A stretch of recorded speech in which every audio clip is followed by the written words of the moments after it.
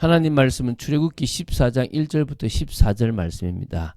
13절, 14절 두 절을 합독할 것이고요. 그리고 출애굽기 14장 1절부터 14절 말씀을 보도록 하겠습니다. 그러면 우리 출애굽기 14장 13절, 14절 두 절을 합독하도록 하겠습니다. 모세가 백성에게 이르되 너희는 두려워하지 말고 가만히 서서 여호와께서 오늘 너희를 위하여 행하시는 구원을 보라. 너희가 오늘 본 애굽 사람을 영원히 다시 보지 아니하리라. 여호와께서 너희를 위하여 싸우시리니 너희는 가만히 있을지니라. 아멘. 자, 그 유명한 홍해를 가르는 홍해 기적 사건을 이제 앞두고 있는 겁니다. 자, 오늘 보게 될 출애굽기 14장 1절부터 14절은 이스라엘 자손들이 출애굽을 한 이후 처음으로 맞게 되는 위기에 대한 내용입니다. 그러니까 애굽 군대가 홍해 바닷가에 진을 친 이스라엘을 추격해 왔습니다. 이스라엘은 오도 가도 못하는 진퇴양난의 위기에 딱 처하게 된 것입니다. 아직 출애굽의 감격이 사라지기도 전에 이스라엘 백성들에게 닥친 이 갑작스러운 위기는 어떤 의미에서는 늘 위기의 인생길을 살아가는 우리 성도에게도 많은 의미가 있다라고 봅니다. 그래서 우리가 이것을 어떻게 봐야 되고 또 어떻게 이겨나가야 될 것인지를 우리는 오늘 말씀을 통해서 봐야 될 줄로 믿습니다. 자, 그냥 이렇게 생각하세요. 문제는 당연합니다. 위기도 항상 올 수 있습니다. 그것이 우리에게는 우리를 더 주님 바라보게 만드는 기회고 하나님의 역사를 체험하게 되는 축복으로 보시면 됩니다. 자, 오늘 말씀을 또 보면서 진행하도록 하겠습니다. 우리 1절부터 4절을 먼저 보겠습니다. 자, 여호와 하나님은 당신의 의도대로 이스라엘 백성들을 홍해 앞으로 인도해 가셨습니다. 한마디로 애굽 왕이 볼 때는 좀 멍청한 데로 갔네. 야, 이제 딱 갇혔다. 이제 저 다 죽이보자. 아니면 다시 데리고 오자. 라고 할 만큼의 그 애굽 사람들이 볼 때, 야, 저 어떻게 저리 멍청하게 갔냐? 딱 잡아오면 되겠다. 하고 많은 길 중에 절로 저 바닷가로 갔네. 딱 그냥 완전 다 막혔어. 가서 딱 데리고 오면 되겠어. 라고 할 만한 곳으로 딱 인도하셨어요. 참, 이게 하나님이 하신 건데, 이해를 못하는 사람들은 왜 이로 인도해서 왜 이렇게 했냐라고 볼 수가 있는 겁니다. 자, 이스라엘 자손들에게 명령하여 바다와 믹돌 사이에 비아히롯 앞 곧 바알스봇 맞은편 바닷가에 장막을 치게 하였습니다. 정확하게 어딘지는 모르겠어요. 근데 이제 지금 위성으로 이렇게 좀 찍어보고 이렇게 보면 저 넓은 위치 한 200만이 장막을 칠 만한 곳이 저기 있구나라고 보이는 곳이 대강 있습니다. 근데 그곳이 맞는지 안 맞는지 정확히 모르겠고요. 대략 추측할 수 있는 곳이라고 보시면 됩니다. 자, 하나님께서 이처럼 이스라엘을 그 진을 칠 자리까지 구체적으로 이렇게 지정해 놓으셨거든요. 이것은 홍해 사건 전반이 그러니까 우연히 일어난 것이 아니고 한마디로 처음부터 완벽한 하나님의 계획에 의해서 치밀하게 계획된 것이고 애굽 군대를 다 멸하시겠다고 말씀하신 그 내용대로 지금 가고 있는 겁니다. 자, 애굽의 바로 왕은 군대를 보냈는지 정탐꾼을 보냈는지 지켜본 겁니다. 그러니까 보고를 받은 거죠. 그래서 이제 나중에 이제 바로 왕이 뭐라고 얘기를 하게 될 거냐면 완전 광야에 갇혔네. 이제 끝났네. 딱 가면 바로 잡아올 수 있겠네. 라는 생각이 들 만한 곳으로 딱 갔다는 거예요. 그래서 이제 이렇게 하나님께서 이스라엘 백성으로 하여금 갑자기 진행 방향을 좀 더 바꾸시면서 갑자기 바꾼 게 아니라 하나님은 처음부터 그쪽이겠죠. 그죠? 이제 군사적으로 진을 구축하기엔 전혀 적합하지 않은 막다른 바닷가로 장막을 치게 한 것 자체가 바로 왕으로 이스라엘이 광야에서 우왕좌왕 헤매다가 결국은 막다른 길에 갇히게 되었다라는 것을 느끼게 하기 위해서 이렇게 지금 뭡니까? 했다는 거예요. 한마디로 따라와. 바로 왕이 볼 때는 야, 저 바보들이다. 보내줬는데 저 가 있네. 아무리도 아까워. 데리고 와야 되겠어. 이 생각이 들게 딱 한 거예요. 그러니까 여러분, 하나님이 어떨 때는 의도적으로 우리로 하여금 진짜 이렇게 사방팔방을 다 막아놓고 하나님은 딱 바라보게 만드신다니까요. 그걸 잘 봐야 되는 겁니다. 자, 하나님의 의도는 지금까지 계속 그 마음이 완악하여 하나님의 뜻을 거역한 바로 왕에게 멸망을 가져다 주는 것과 더불어 하나님의 택하신 백성 이스라엘 백성들에게는 이런 절박한 상황에서 하나님의 구원의 역사로 인한 기적도 체험하고 또 홍해가 세례잖아요. 정말 그곳에서 이제 진짜 축복의 시작을 하게 하기 위한 부분도 사실은 있다는 것입니다.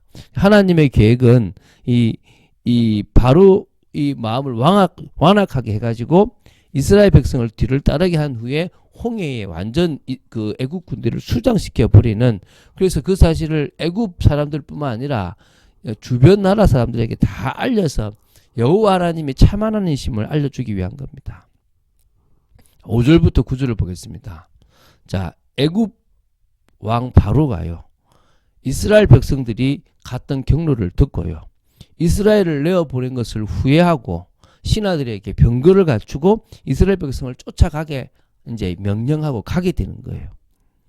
자, 이때 선발된 병거가 600대고요. 애굽의 모든 병거를 다 동원했다고 봐요. 지휘관들까지 다 데리고 간 겁니다. 가자! 저 200만 다 데리고 와야 돼. 아니면 안 돼.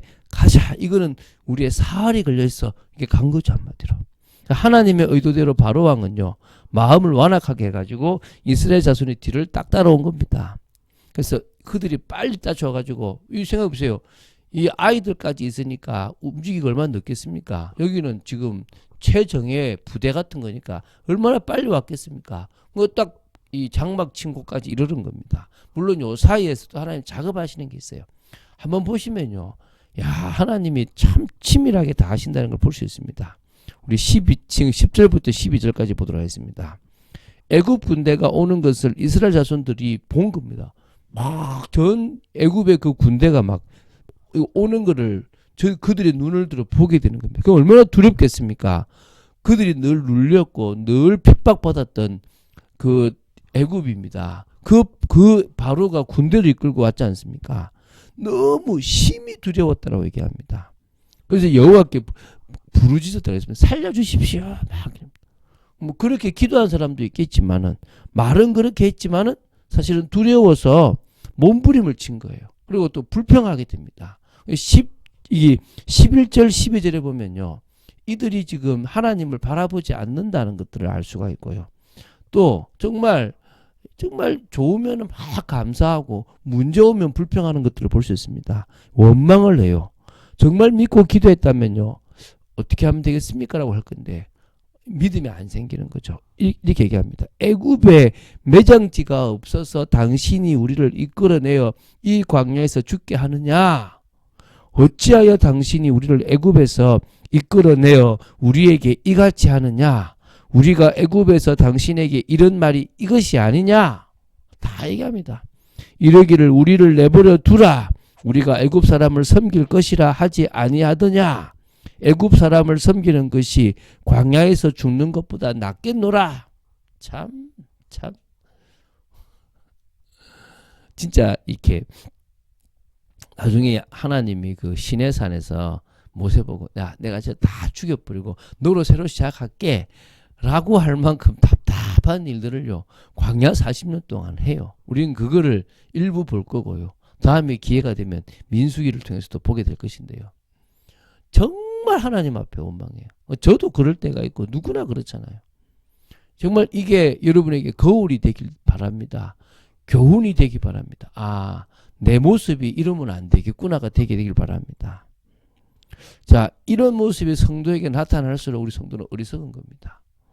그런데요, 이제 모세가 달라졌어요. 뭐 우리 아이가 달라졌어요. 우리 남편이 달라졌다 한 것처럼 모세가 달라졌어요. 이제 모세는 하나님을 온전히 믿었고요, 하나님이 하실 것이 기대가 된 거예요. 저도 홍해를 어떻게 역사하시는지 기대가 됩니다. 한번 하나님이 하신 걸 한번 보세요. 기가 막힙니다, 진짜. 자, 13, 14절입니다. 오히려 모세와 같은 고백을 우리가 해야 됩니다. 하나님은 처음부터 이 모든 것들을 계획하셨다고 보시면 됩니다. 모세는 애굽 군대가 바다에 수장될 것을 알았고요, 또 믿었습니다. 그래서 백성들에게 담대히 고백합니다.